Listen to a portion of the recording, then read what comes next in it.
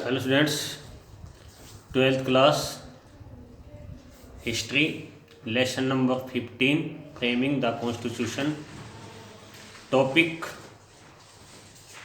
Powers of the state.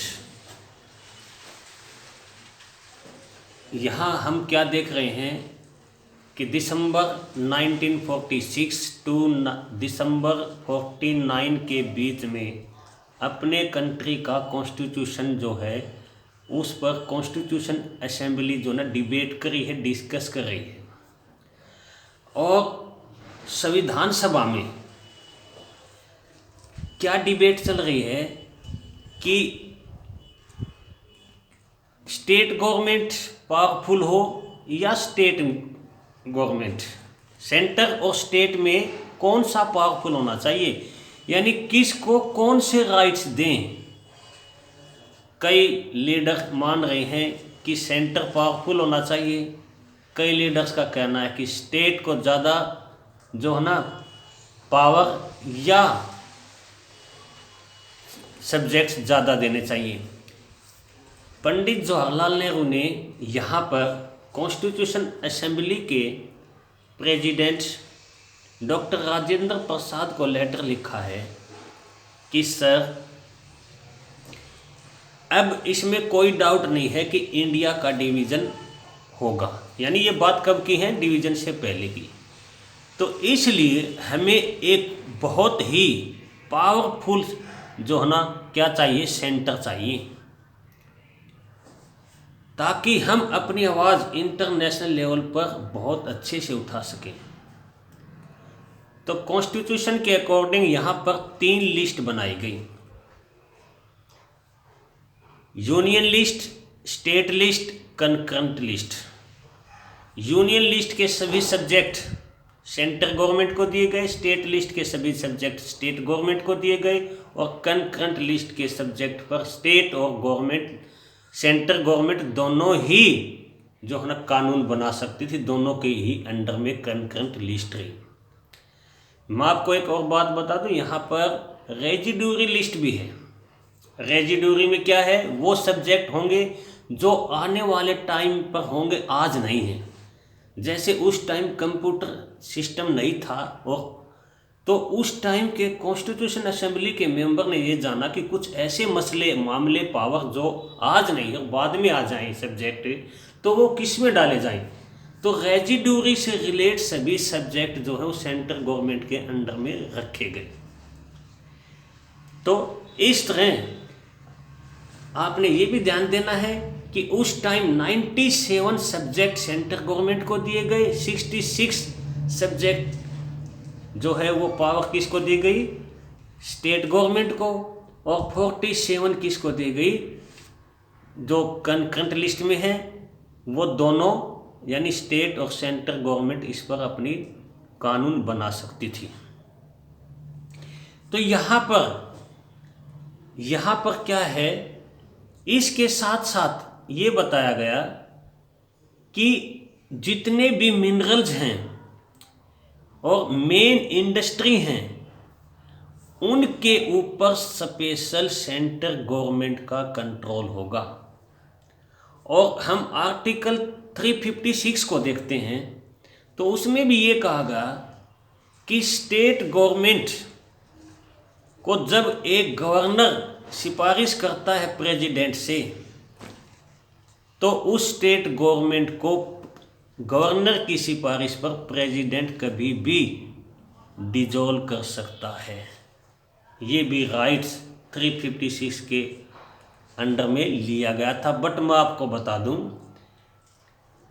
1990 में कुछ amendment constitution में हुआ है, और उसके अकॉर्डिंग अब कोई भी सेंट्रल गवर्नमेंट किसी भी स्टेट गवर्नमेंट को डिसॉल्व नहीं कर सकती है। तो यहाँ पर फेडरल कंट्री के अंदर, इंडिया एक फेडरल कंट्री बना, एक ऐसी सिस्टम यहाँ पर बनाया गया है जिसमें कुछ इनकम के सोर्स सेंट्रल गवर्नमेंट के अंडर में रखे गए हैं, और कुछ सेंटर और स्टेट दोनों के में, और कुछ स्टेट के अंडर में रखे गए। यहाँ पर आपको ध्यान देना है कि कस्टम ड्यूटीज और company tax special central government के अंडर में हैं, यानी ये इनकम के जो सोर्स हैं वो किसके हैं, सेंट्रल गवर्नमेंट के। और यहाँ स्टेट गवर्नमेंट से रिलेट कौन है, इनकम टैक्स और इसके साथ साथ क्या, एक्साइज ड्यूटीज, ये किसके अंडर में है, यहाँ पर दोनों स्टेट और सेंटर दोनों के अंडर में ये हैं। और स्टेट गवर्नमेंट के अंडर में कौन से दिए गए हैं, जो स्पेशल स्टेट गवर्नमेंट के अंडर में हैं वो कौन से हैं, प्रॉपर्टी टैक्स और सेल टैक्स। और इसके साथ साथ जो है ना बोतल लिक्वर, यानी शराब की बोतलों पर लगने वाला टैक्स किसका होगा, स्टेट गवर्नमेंट का। प्रॉपर्टी टैक्स किसका होगा, स्टेट गवर्नमेंट का। और सेल टैक्स किसका होगा, स्टेट गवर्नमेंट का। और दोनों टैक्स, दोनों गवर्नमेंट यानी स्टेट और सेंटर दोनों के इनकम के सोर्स जो होंगे शेयर करते हैं वो कौन कौन से हैं, वो आपको मैंने बताया है कि इनकम और एक्साइज टैक्सेज दोनों के अंडर में है। और सेंट्रल गवर्नमेंट के अंडर में कौन कौन से जाते हैं स्पेशल, वो जाते हैं कंपनी टैक्स, और कंपनी टैक्स के साथ साथ जो है ना कस्टम ड्यूटीज। तो इस तरह यहाँ पर जो है ना पावर को जो है ना इस तरह ये इनकम के जो सोर्स थे इनको इस तरह बांटा गया है। Next point, the centre is likely to break. ये कहता है कि यदि सेंटर को आप ऐसे पावर दोगे तो सेंटर जो है ना वो टूट जाएगा, बिखर जाएगा एक तरह से।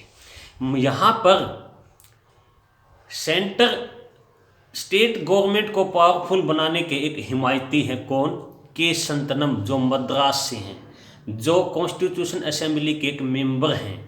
वो क्या कहते हैं कि आप केंद्र सरकार को ज़्यादा से ज़्यादा पावर न दें। केंद्र सरकार को जितनी कम पावर दी जाएंगी, केंद्र सरकार के पास उतनी ही रिस्पॉन्सिबिलिटी कम होगी। केंद्र सरकार तब ज़्यादा पावरफुल बनेगी जब आप उसको रिस्पॉन्सिबिलिटी नहीं दोगे। इसलिए ज़्यादा से ज़्यादा जो पावर है वो आपको, यानी सब्जेक्ट वो किसको देने चाहिए, वो स्टेट को देने चाहिए। यहाँ पर ये क्या कहता है कि राज्यों जो क्या है कि संतनम का क्या मानना है कि शक्तियों को डिस्ट्रीब्यूशन जो है ना वो इस तरह स्टेट को पंगु बना देगा। यानी स्टेट को आप पावर नहीं दोगे तो स्टेट एक तरह से पंगु बन जाएगा। क्या क्या बताता है ये यहाँ पर कि यदि केंद्र को ज़्यादा पावरफुल बनाया गया तो स्टेट गवर्नमेंट किस तरह इंडस्ट्री लगाएगा, यानी इंडस्ट्री के लिए, सैनिटेशन के लिए, रोड के लिए, या फिर स्कूल यूनिवर्सिटी ओपन करने के लिए स्टेट को बार बार सेंट्रल गवर्नमेंट की दहलीज पर जा कर के गिड़गिड़ाना पड़ेगा। तो इसलिए ज़्यादातर पावर इनकम वाले जो सोर्स हैं वो किसको दे देने चाहिए, स्टेट गवर्नमेंट को दे देने चाहिए। अगर ऐसा नहीं है तो फिर इस कंट्री को फेडरल क्यों, यूनिटरी गवर्नमेंट, यूनिटरी बना देना चाहिए। ऐसे कौन कहते हैं, मद्रास के संतनम कहते हैं। और बहुत सारे लीडर के संतनम के फेवर में भी जो है ना ऐसे बोलते हैं कि स्टेट को ज़्यादा से ज़्यादा जो है ना पावरफुल यानी इनकम वाले सोर्स देने चाहिए। Next, what we want to today is a strong government. अब यहाँ पर जब कॉन्स्टिट्यूशन असेंबली के अंदर डिबेट और डिबेट जो ज़बरदस्त डिबेट चल रही थी, उसी टाइम डॉक्टर भीमराव अंबेडकर खड़े होते हैं और कहते हैं लिसन मी। वो कहते हैं कि हमने 1935 जो गवर्नमेंट एक्ट है उसमें हमने क्या माना है कि एक सेंटर ज़्यादा से ज़्यादा पावरफुल होना चाहिए। वो इसके साथ साथ वो क्या कहते हैं कि सेंटर का पावरफुल किसी भी कंट्री में होना बहुत अच्छी बात है। यदि सेंटर पावरफुल नहीं बना तो इंडिया के रोड पर होने वाले जो वायलेंट हैं, जो रिलीजन के बेस पर, कम्युनल बेस पर जो लड़ाई झगड़े होते हैं, उनको आसानी से कैसे दबाया जा सकता है। इसके साथ साथ हमें यदि इकोनॉमिकली स्ट्रॉन्ग होना है, हमने इकोनॉमिक से रिलेटेड जो सोर्स हैं उनको हम कैसे जुटा सकते हैं, और इसके साथ साथ हम एक बहुत अच्छा रूलिंग सिस्टम कैसे दे सकते हैं, और देश को बाहर के अटैक से कैसे बचा सकते हैं। जब तक हमारा सेंटर पावरफुल नहीं होगा तब तक हम जो है ना ये पॉलिसी सही दिशा में नहीं ले जा सकते। ऐसा किसका मानना है? ऐसा डॉक्टर भीमराव अंबेडकर, गोपाल स्वामी अय्यर, बालकृष्ण शर्मा ऐसा कहते हैं कि सेंटर जो है बहुत ज़्यादा पावरफुल होना चाहिए। यहाँ पर इन तीनों का मतलब ये नहीं है कि इनको रिसोर्स के जो इनकम के रिसोर्स वो दे दी जाए। इनका कहने का मतलब है सेंटर के पास वो डिसीजन होने चाहिए जो इमीडिएट ले सके, इमीडिएट ले सके। ऐसे डिसीजन जो इमीडिएट होने चाहिए तो वो कैसे होंगे? वो तभी हो सकते हैं जब सेंटर जो है ना वो पावरफुल होगा। स्टार्टिंग में बहुत सारे कांग्रेस के जो लीडर थे वो भी ये चाहते थे कि स्टेट जो है ना क्या मानना था उनका कि स्टेट ज़्यादा पावरफुल होने चाहिए। बट हो सकता है बाद में उनकी सोच बदल गई हो और यहाँ पर उन्होंने ये भी कहा है कि जिस स्टेट के अंदर मुस्लिम लीग की गवर्नमेंट होगी हम उस स्टेट को अंदर कोई इंटरफेयर नहीं करेंगे। यानी कहीं ना कहीं मुसलमानों का बचाव यहाँ पर ये नेशनलिस्ट लीडर कर रहे हैं।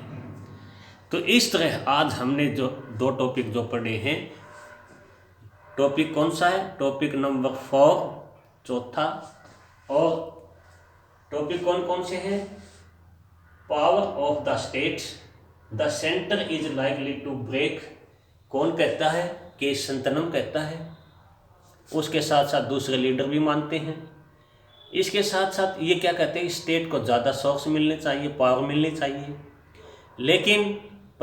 लेकिन यहाँ पर डॉक्टर भीमराव अंबेडकर, रामास्वामी अय्यर और बालकृष्ण शर्मा क्या कहते हैं कि हमें एक ऐसा सेंटर चाहिए जिसके पास पावर हो, जो हमारे देश के अंदर हो रहे वायलेंट को, जो रोड पर वायलेंट हो रहे हैं उनको कैसे रोका जा सके, देश के अंदर सिविल वार हो जाए तो उसको कैसा रोका जा सके, देश के अंदर हमें कोई सिस्टम को अडॉप्ट करना रहना है तो हमें कौन सी पॉलिसी अडॉप्ट करनी चाहिए, क्या डिसीजन लेने चाहिए, देश के ऊपर कोई अटैक होने वाला तो वो पावर्स जो है ना सबसे ज़्यादा पावरफुल पावर, ऐसे डिसीजन लेने की शक्ति जो है ना सेंट्रल गवर्नमेंट में होनी चाहिए। इसलिए कहते हैं कि सेंट्रल गवर्नमेंट ज़्यादा पावरफुल होनी चाहिए। इस तरह आज अपनी ये 2 topic complete. Okay, thank you.